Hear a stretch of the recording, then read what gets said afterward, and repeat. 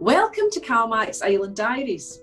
Scottish Islands are known for lots of products, one of them being whisky, but today we're going to talk to some of the island gin companies and they'll tell us the best way to enjoy their products. So my name is Peter, my surname is Kwaśniewski, and I work in the Isle of Harris Distillery. But of course our gin has been inspired to really represent the island. You know, that's very crucial to us.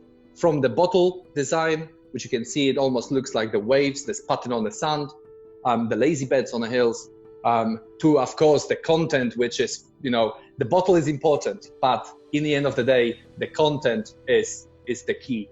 And I think, you know, our gin have sugar kelp as one of the ingredients, which really creates this nautical connection to the island of Harris. So Lussa Gin is basically the culmination of myself, Ali and Georgina's passion for the place on the Isle of Jura and also for growing plants. This is really key and really important to us.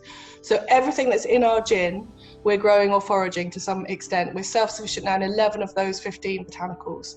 So we're always complaining about not having enough time to pick, enough time to grow. So the irony now is that actually we're out a lot and we're foraging, we're picking and we're growing. Well, our original Misty Isle has 11 botanicals. Obviously, lots of juniper. We've, you know, I won't go through them all right enough, but you know, we've got hints of, you know, spice, cassia, black cubebs. There's lots of lemon and lemon verbena, but we've taken a few sort of local things, the things that we're starting to grow ourselves. Yes, we've got Raasay Gin, which we launched last year.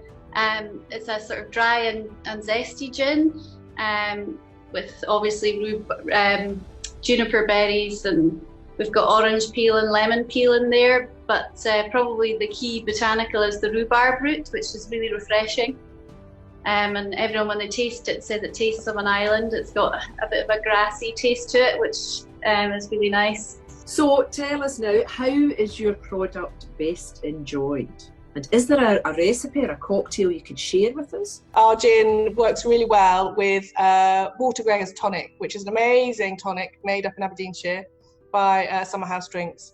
And tonic's really key. So if 3/4 of your gin and tonic is tonic, then it's really important to get the right one. And it's nice and neutral, and she pairs some of the same botanicals as us. So it's got elderflower in it and mint, and they're two of ours. So that it works really well. We recommend serving it with Beaver Tree premium tonic with some orange peel.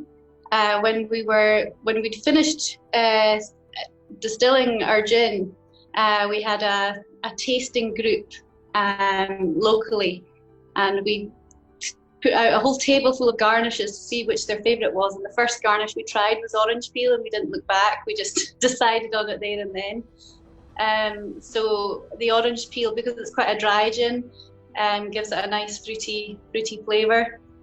And it's got to be the peel rather than the actual orange segments, because you get a lot of flavours from the oils.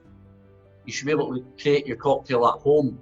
And our signature cocktail is very, very simple, which is 50 ml of Misty Isle gin. It's 25 ml of strawberry liqueur, 25 ml of elderflower cordial, and you can build that in a highball glass, give it a wee stir, and then top it up with rose lemonade or any lemonade. We call it Shepherd's Delight because it's pink. So Red Sky at Night, Shepherd's Delight. In terms of cocktails, there's one cocktail which works with Harris Gin more than anything else I've ever tried. And of course, that's the king of all cocktails, which is a Martini. You know, Martini is a great cocktail because it's super simple. You know, you need a very good spirit, in our case, Harris Gin. And you need something like vermouth, or we can do it with aromatic water.